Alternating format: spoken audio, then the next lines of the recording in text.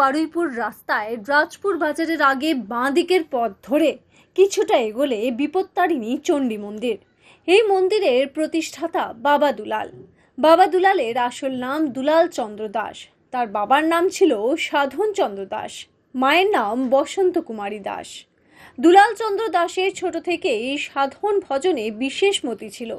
পরবর্তীতে তিনি বিশিষ্ট সাধক হিসেবে পরিচিতি লাভ করেন।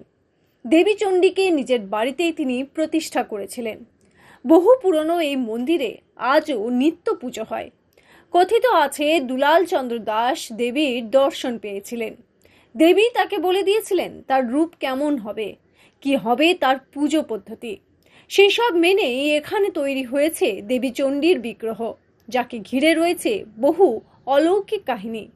এখানে বিপত্তারিণী দেবী চণ্ডীর 4 হাত, তার মধ্যে এক হাতে রয়েছে খড়গ, এক হাতে রয়েছে ত্রিশূল, অন্য 2 হাতে দেবী বরাভয় এবং অভয় দানকারিণী। কৃষ্ণবর্ণা সিংহ বাহিনী এই দেবীর সাধনা বাবা দুলাল বেল গাছের নিচে বসে করতেন।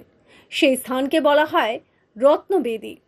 ভক্তদের দাবি দুলাল বাবার কাছে গিয়ে কোনো মনস্কামনা জানালে তিনি অলৌকিক উপায়ে তা পূরণ করে দিতেন।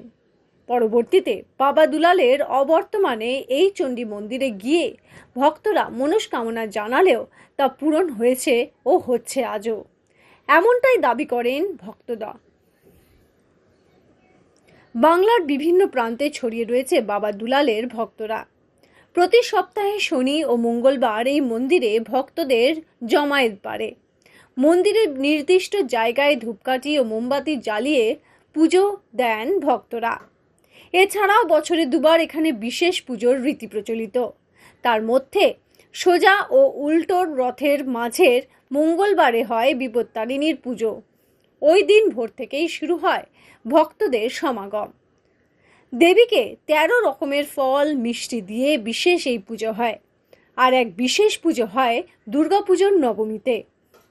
ওই দিনও দেবীর জন্য থাকে বিশেষ পুজোর আয়োজন। Bureau report, the public pole.